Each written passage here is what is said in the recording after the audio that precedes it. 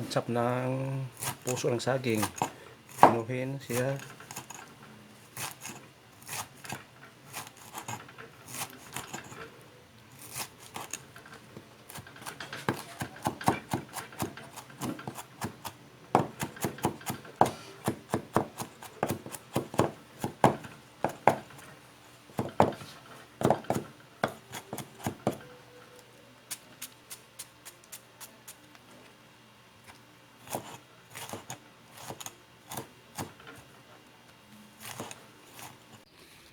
Hi, hello, this is your Yoyo Sam. Welcome to my channel. To all subscribers and non-subscribers, you are very much welcome. If you have any comment, just go to the comment section of my channel and hit also the notification bell with a ringing sign. Thank you very much and thumbs up. Come on, let's bolt in.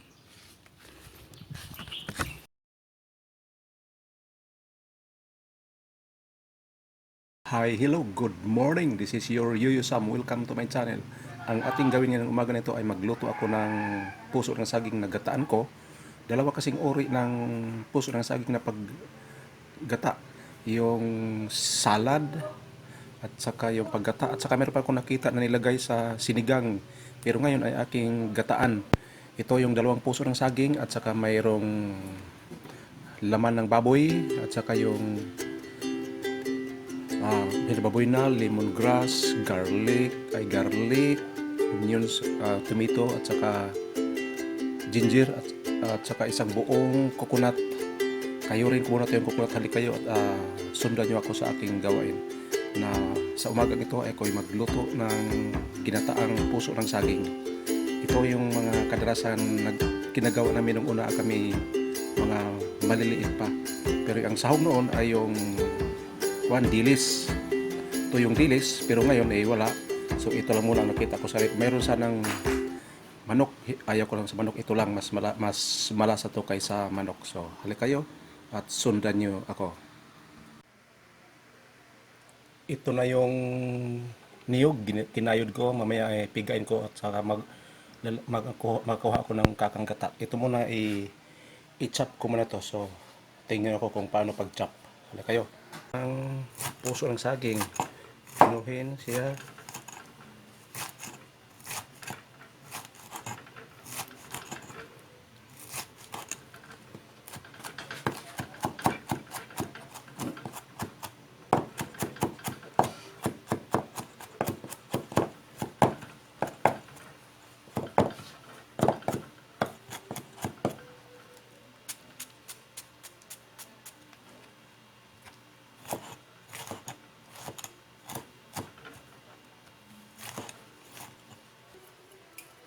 Budburan ng asin at pigain para matanggal yung mabait-pait na lasa ng puso ng saging. Pigain to at saka yung kamay linis na bugas ganito. Ganito lang pagpiga. Yan hanggang magkatas na siya. Kasi kung hindi ito pigain ay lutuin agad, pangit. Talagang pipigain pa to siya. Yan, nagpisa na nagkatas. Ganito lang siya ang paggawa ng utan ng saging, puso ng saging. Ito. Yan. Higain. Pero huwag kayo mag-alala dahil yung kamay ko bagong hugas.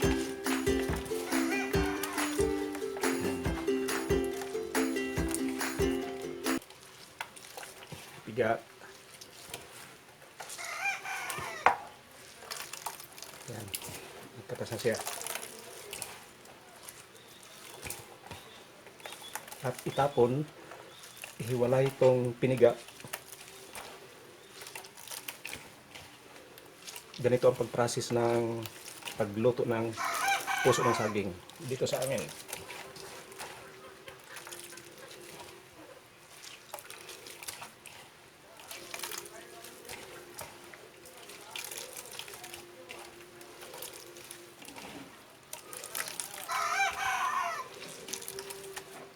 Tapos ito namang kinayod ko ng niyog, pipigayin ko para magkaroon ng siyang gata.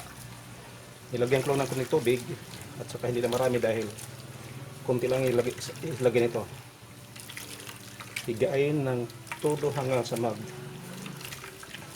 makuha na lahat yung katas ng gata, ay yung niyog, yung milk niya. At ihiwalay yung pinagkatasan.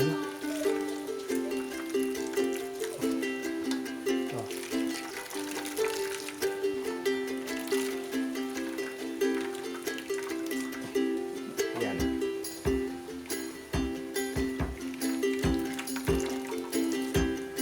Ihiwalay.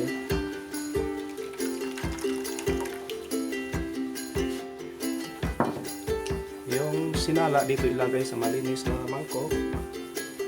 Ayan. Isang bowl lang to siya. Yan. Yan. Tapos yung tira, pigay ulit.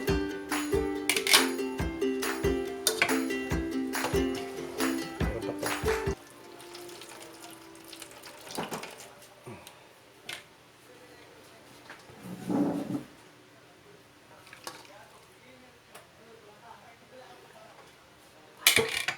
Ito na yung pinagkatasan ko ng puso ng saging. Ito na nilagay ko dito. At ito na yung mga ricado. Ayan, pinag-slice ko na, pinag-gayat ng kawali. At lagyan ng mantika, igisa ng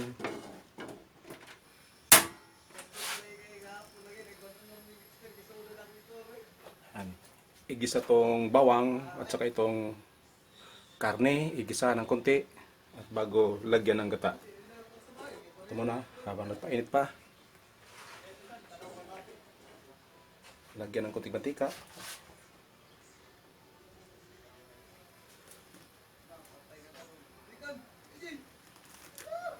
Ito yung mga dati mga ulam namin dito sa probinsya nung maliit pa kami. Yung mama ko palaging naggagawa nito. Yung nilalagay lang niya, sinasahog yung dilis at saka yung tinapaan na isda, smoke fish. Yun ang ginagamit niya. Pero ako, ito, baboy. At saka mayroon kasi manok doon, hindi ko lang nilagay yung manok. Kunti lang nilagay kong baboy dahil mayroon pang manok na fried. Mamaya yun sa anak ko, kakain naman siya dito. At ako rin mag-utan ng munggo, ganito rin. Baboy ang sinasahog ko. Wala na yung isda, kaya kumain ng isda. Ito, kunting mantika lang. Hanggang mag-init, ilagay na yung bawang, aluya, sibuyas, kamatis, tapos itong karne.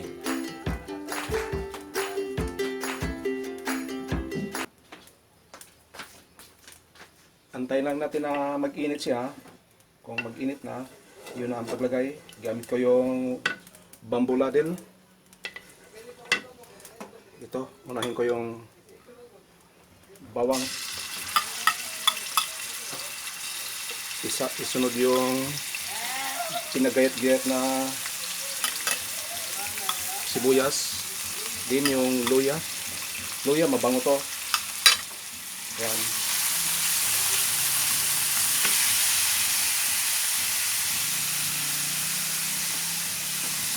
At saka ito, tomato.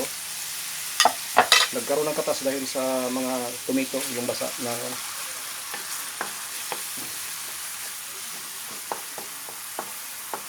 at ito, yung pinaka-importante ilagay.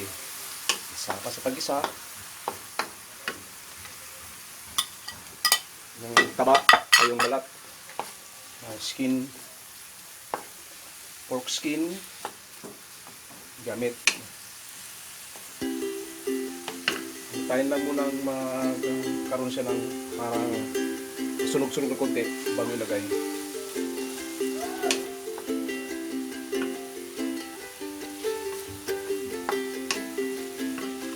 Ito rin, meat.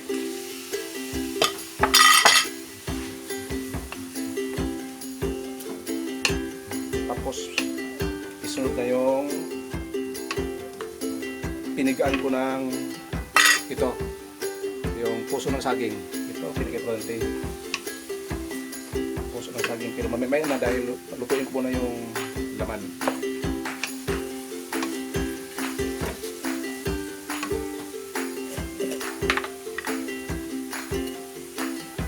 Lagyan ng kunting asin.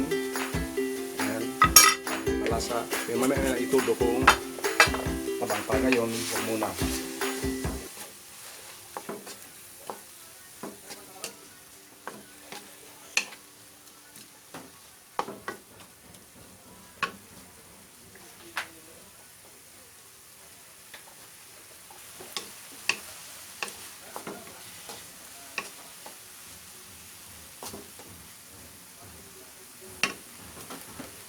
Lagyan ko rin ng pampalasa. Depende kung anong gamit na panlasa nyo ang gamitin. Dito kasi nakasanayan na ito ang ginagamit. Konti lang, hindi lang masyado marami. Sana manood din kayo sa aking ibang pang-upload na video. Ito ngayon aking ginagawa ay yung dito ko ilalagay sa mga kitchen na gawain. Hindi mo na yung sa pangpangka at saka yung ano pa sa palayan. Ito yung sa kitchen. Ito, ilagay na igisa. Ayan.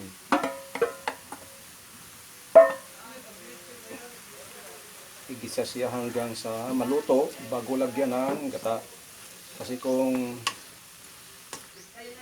dalawa kasing klase ng pagluto nito. Mayroon din ito yung kinukuha agad sa gata. Pero pag yung style na yon, yung sahog na yon ay isda lang. So madali lang maluto. Ito kasi mayroong pang karneng baboy kaya ginigisa ko muna kasi ang karne ng baboy ay matagal maluto. Kaya igisa ko muna. Sabay silang pag-isa. Yung nalalaman ko kung anong ori ng pagluto nito ay yung salad at ito at saka mayroon pa yung patty, buns.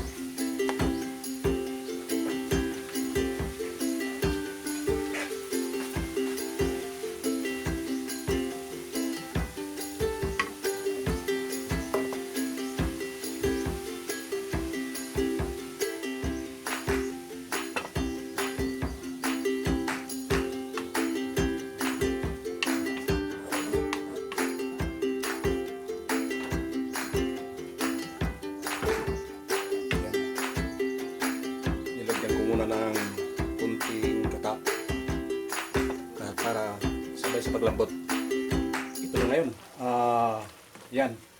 Medyo malambot na at saka nagsitol na rin yung gata. Halos maging oil na. So pwede na ito ilagay itong isa ring pampabango. Itong herba buena. Mabango to siya. Ito rin itong mga pampabango sa mga ulam. Yung mga gulay, mainit. Dito ko lang hinawakan. Pero lagyan ko pa to siya ng gata para mayroong tuwan. Kasi pangit din kung tuyo siya. Dahan-dahan lang paglagay hanggang sa matansa mo kung gaano siya karami. Kasi pangit din yun kung masyado siyang marami para karami din nagtula. Kaya kung maggulay ka, katamtaman na yung sabaw ng iyong ginagawa, okay lang kung paninda o yung commercial kasi kailangan mo muna makabinta ng marami. Ika nga, business. Yung profit ang hinahanap mo. Ito kasi, pang ulam lang kaya ayusin natin. Hindi natin masyadong labnawin yung talagang purong-puro. Baga sa kawan na yan. Tikman ko kung malambot na ba. Pero itong kung ito, puso ng saging, malambot ka to siya.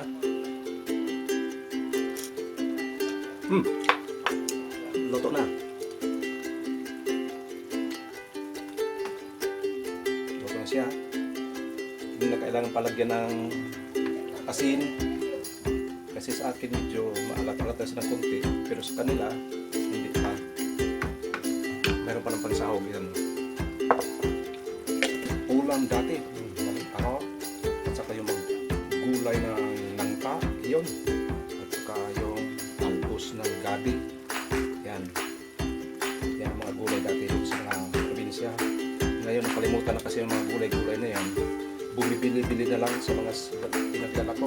Maganda kasi nung una, talagang ikaw talagang luluto ngayon, maglalako. Mayroon maglako, bumibili ka na lang, wala nang pagod. So hindi mo alam kung anong ginagawa nila. Pero ito, alam mo ito, binubuhos ko na lahat. At pag nagsitol na to siya, yan. Luto na. Kunti lang siya ang gata. Dahil isang piga lang to ang ginamit ko. kukunin ko yung taba.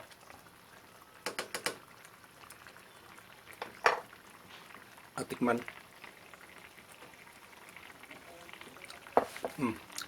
Luto na. Luto na yung taba.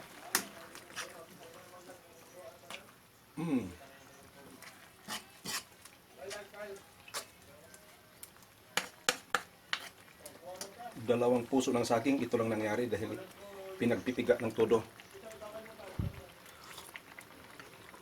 Hindi siya maalat kasi binuhos lahat yung nasayang pa. Binuhos na yung gata. So, bago ako magbabay, mamaya titikman ko na to at kakain tayo.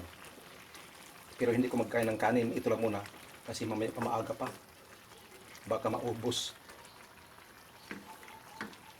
Tikman ko na.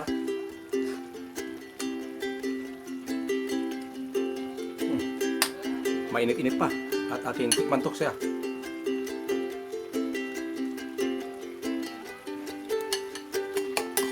Ito na yung niluto ko. Tikman natin.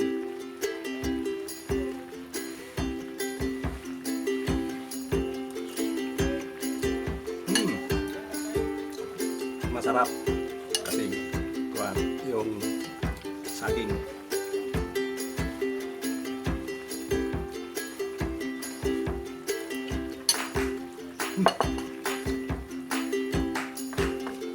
Kaya pala yung mga kusinero malaki ang tiyan kasi panay tikim sa ulam kaya lumaki.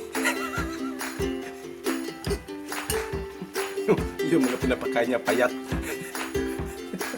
Nauna kasi yung kusinero kaya lumaki.